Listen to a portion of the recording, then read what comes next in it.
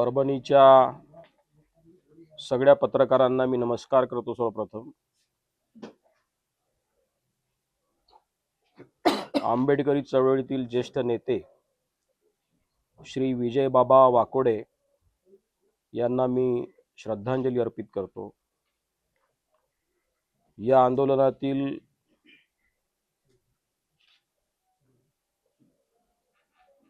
सोमनाथ सूर्यवंशी यांचा जो बळी गेला त्यांच्या प्रती मी संवेदना व्यक्त करतो. ही घटना 10 तारखेला घडली आणि आमच्यापर्यंत येता येता तिला 12 तारीख उजाडली. 12 तारखेला जेव्हा आयोगाच्या हे लक्षात आलं तेव्हा 13 तारखेला मी माननीय जिल्हाधिकारी आणि माननीय पोलीस अधीक्षक यांना एक पत्र पाठवून या सगळ्या घटनेचा अहवाल मागवला. तो अहवाल प्राप्त झाल्यानंतर शनिवार रविवार मध्ये गेल्यामुळं मी 16 तारखेला माझ्या प्रवासाचं नियोजन केलं. 17-18 असा 2 दिवसाचा प्रवास मी केलेला आहे. मी अनेक लोकांच्या सोबत माझ्या भेटी झाल्या. दलित आंदोलनात काम करणाऱ्या विविध राजकीय पक्षाच्या विविध संघटनांच्या प्रतिनिधींशी देखील मी चर्चा केली. व्यापाऱ्यांच्या सोबत देखील त्यांच्या संघटनासोबत देखील माझ्या चर्चा झाल्या. त्यांची निवेदनं देखील मला प्राप्त झाली. या विषयाशी संबंधित सगळ्या अधिकाऱ्यांशी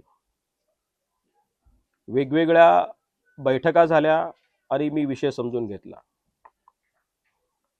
विषय अत्यंत गंभीर आहे. हे खरं आहे की एखादी अप्रिय घटना घडली, दुर्दैवी घटना घडली. एखाद्या विकृत मनोवृत्तीच्या माणसानं बाबासाहेब डॉक्टर आंबेडकरांच्या पुतळ्याजवळच्या संविधानाची प्रतिकृती तोडली आणि त्यानंतर ज्या पद्धतीचे प्रिकॉशनरी मेजर्स पोलीस विभागाने घ्यायला पाहिजे होते, अत्यंत दुर्दैवानं मी हे कबूल करतो की त्या पद्धतीचे प्रिकॉशनरी मेजर्स घेतले गेले नाहीत. अत्यंत संयमानं आणि संवेदनशीलतेनं ही परिस्थिती हाताळली. परंतु ज्या विभागावर या सगळ्या गोष्टीची लॉ अँड ऑर्डर ठेवण्याची जबाबदारी आहे तिथे मात्र लॅक्युना राहिलेला आहे. मलाही तुमच्यासारखाच प्रश्न पडतो की एखाद्या अप्रिय घटना घडल्यानंतर आणि आरोपी सापडल्यानंतर देखील जर एखाद्या अशा पद्धतीच्या आंदोलनात काही अज्ञात शक्ती त्याच्यामध्ये शिरकाव करतात आणि एखाद्या शहराचं जिल्ह्याचं निवड नव्हे तर संपूर्ण राज्याचं आणि देशाचंही जो सामाजिक सलोखा आणि शांतता बिघडते ती अत्यंत दुर्दैवी घटना आहे, चुकीची आहे. मी आपल्या माध्यमातून आंबेडकरी चळवळीतील कार्यकर्त्यांना सांगू इच्छितो, आवाहन करू इच्छितो की परमपूज्य बाबासाहेब डॉक्टर आंबेडकरांनी महाडच्या चौदार तळ्याचं आंदोलन केलं.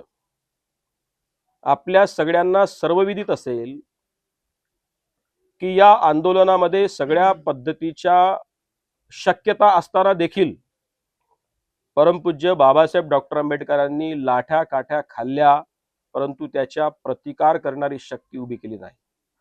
कारण ते आंदोलन होतं. आंदोलन निवळ पिण्याच्या पाण्याचं नव्हतं. आणि एक गोष्ट आपल्या सहित अनेक इतिहासकारांना देखील कदाचित माहिती नसेल की महाडच्या चौदार तळ्याचं आंदोलन न्यायालयामध्ये जवळपास सलग 10 वर्ष चाललं. एका सेवानिवृत्त अधिकाऱ्याच्या जेव्हा ते लक्षात आलं तेव्हा त्यांनी त्याचे सगळे पुरावे गोळा केले आणि 10 वर्ष हे जे आंदोलन चाललं, 10 वर्षानंतर न्यायालयाने निकाल दिला.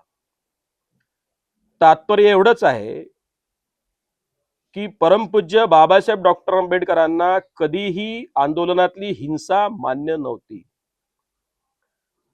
संविधान आणि कायदा या गोष्टींवर बाबासाहेबांचा विश्वास होता. आणि त्यामुळं आमच्याही संशोधनाचा विषय आहे. प्रशासनाला मी विशेषत्वाने विनंती करेन की या अशा पद्धतीच्या आंदोलनामध्ये कोणत्या शक्ती होत्या की ज्यामुळे हे आवश्यकता नसलेलं आंदोलन चिघळलं किंवा तपासण्यासाठी प्रशासनानं पुढाकार घ्यावा. त्याचप्रमाणे आता खऱ्या अर्थानं जी सामाजिक दरी कुठेतरी प्रस्थापित होण्याचा प्रयत्न करते आहे, स्वातंत्र्याच्या 75 वर्षात त्याची फळं आम्ही सगळ्यांनी भोगलेली आहेत. हा देश आणि आपण सगळे लोक आता पुढे आलेलो आहोत. तेव्हा ही सामाजिक दरी पुन्हा अशा आंदोलनाच्या माध्यमातून पुन्हा विस्तारते, ती कमी करावी अशी मी सगळ्यांना आपल्या माध्यमातून आवाहन करतो. सगळ्या राजकीय पक्षाच्या नेत्यांनी शांतता आणि सामाजिक सलोखा स्थापित करण्यासाठी पुढाकार घेतला पाहिजे. त्या पद्धतीचं त्यांनी आव्हान केलं पाहिजे आणि या घटनेकडे राजकारणाच्या पलीकडे पाहण्याची दृष्टी त्यांनी घ्यावी असं देखील आव्हान मी आयोगाच्या वतीने आपल्या माध्यमातून करतो. ते कोणत्याही राजकीय पक्षाचे लोक असू द्यात. आढावा बैठक देखील घेतली. सगळ्या अधिकाऱ्यांशी माझं बोलणं झालेलं आहे. निष्कर्ष मी आपल्याला सांगितलेले आहेत. परंतु विशेषत्वाने ज्या 2-3 गोष्टी मी सांगितल्या, जे निर्देश मी या ठिकाणी निर्गमित केलेले आहेत की ज्या पोलीस अधिकाऱ्यांच्या विरुद्ध, ज्या 3 पोलीस अधिकाऱ्यांच्या विरुद्ध जनाक्रोश आहे किंवा अनेकांच्या तक्रारी आहेत किंवा ज्या तक्रारी पुढे येऊन लोक देण्यापासून घाबरत आहेत, अशा देखील तक्रारींच्या आधारावर त्या तिन्ही पोलीस अधिकाऱ्यांना सक्तीच्या रजेवर माननीय एसपींनी तत्काळ प्रभावाने पाठवावेत अशा पद्धतीचे निर्देश आज आयोगाने निर्गमित केलेले आहेत. त्याचप्रमाणे ज्या व्यापाऱ्यांचं नुकसान झालेलं आहे त्यांना एफआयआर शिवाय त्यांच्या नुकसानीचं पंचनामा करावा आणि त्या पंचनाम्याच्या प्रती आमच्याकडे, शासनाकडे आणि संबंधित व्यापाऱ्यांकडे देखील देण्याची व्यवस्था करावी अशा देखील पद्धतीचे आदेश मी निर्गमित केलेले आहेत. मी फक्त एवढंच आपल्या माध्यमातून सांगू इच्छितो की ही सामाजिक दरी जी वाढू पाहत आहे किंवा ज्या अशा शक्ती ज्यावरती तोंड काढू पाहत आहेत, त्या संपवण्याच्या दृष्टीनं माध्यम, समाज माध्यम आणि आपली सगळी पत्रकार मंडळी यांनी जागरूकतेचं भान ठेवत आणि राजकीय नेते देखील यांनी जागरूकतेचं भान ठेवत सामाजिक सलोखा आणि शांतता जपण्यासाठी पुढाकार घ्यावा. धन्यवाद. नेमकी काय तुम्हाला ह्याच्यामध्ये जे काही 10 तारखेला घटना घडली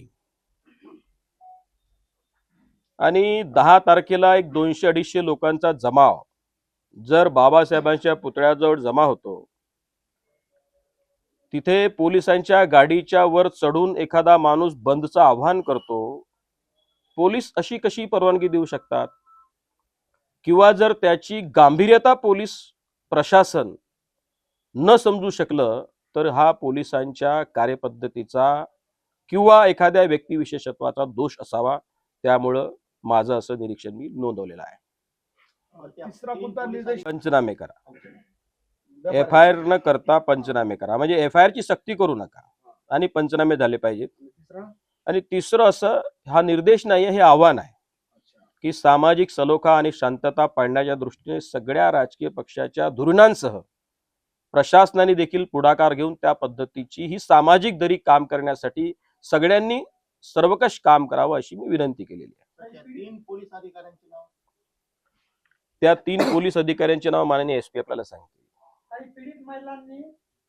अधिकारी आहेत, कोणीतरी मरे एक आहेत आणि आणखी कोणीतरी तोरबांड काय नाही, गोरबंड सांगितलं, अशोक गोरबंड, तुरनार, या 3 अधिकाऱ्यांच्या संदर्भाने मी सांगितलं चौकशी अहवाल जेव्हा केव्हा येईल तो येईल. मी सांगितलं ना, हे लक्षात घ्या, तुमच्या भावना मी समजू शकतो. जोपर्यंत दोन्ही बाजू नैसर्गिक न्यायतत्वाच्या पुढे येणार नाही तोपर्यंत निर्णय घेणार नाही प्रशासन. पण आत्ता या प्रायमा फॅसी जे काही दिसते आहे तुमच्या म्हणण्याप्रमाणे त्या आदेशावर चौकशीवर प्रभाव पडू नये म्हणून या अधिकाऱ्यांना सक्तीच्या रजेवर पाठवण्याचे निर्देश दिलेले आहेत. आता ही जे आहे आपल्याला सामाजिक सलोखा शांतता जपण्याच्या दृष्टीनं खूप काम करण्याची गरज आहे. मी सांगितलं की स्वातंत्र्यानंतर एवढे वर्ष लागले आपल्याला जवळ यायला, पुन्हा तेच जर करत बसलो, आता मी आयोग म्हणून माननीय अमितभाई शहा यांच्या कोणत्याही वक्तव्यावर, कारण मला त्याची कल्पना आहे त्यामुळे मी बोलू शकणार नाही. कशी एक प्रक्रिया आहे, त्यामुळं आज हे काही निष्कर्षाप्रत आपण पोचलेलो नाही. यात खूप काही घटना घडणार आहेत. कदाचित SIT बसेल, कदाचित CID चौकशी होईल, सरकार त्या पद्धतीचा निर्णय योग्य वेळेला घोषित करेल, तो माझा अधिकार नाही आहे. त्यामध्ये जे काही निष्पन्न होईल ते होईल. तेव्हा हे प्रकरण इथं थांबलं असा कोणी गैरसमज करून घेऊ नये. मी सोमनाथ सूर्यवंशीची आई, त्याचे दोन्ही भाऊ, त्यांच्यासाठी काम करणारे वकील, या सगळ्यांशी माझी वैयक्तिक भेट झालेली आहे, प्रत्यक्ष भेट झालेली आहे. वाकोडे साहेबांच्या घरी मी आता जाणार आहे. मी वेळ मागितली आहे त्यांची. ते तिकडे गेलेले होते आपल्या रक्षा विसर्जनाच्या कार्यक्रमामध्ये, त्यामुळं त्याची भेट झाली नाही, परंतु आता मी जाणार आहे. दुसरं काय कार्यक्रम आहे दिवसभर? मी आता डिंगणार आहे. जेवढं बेसिकली 2 आदेश निर्गमित केले हो आणि एक आवाहन केलं. ठीक आहे, जी काही कार्यवाही योग्य आहे ती निश्चितपणाने करतील. ते संवेदनशील देखील आहेत. तुमच्या माहितीसाठी सर.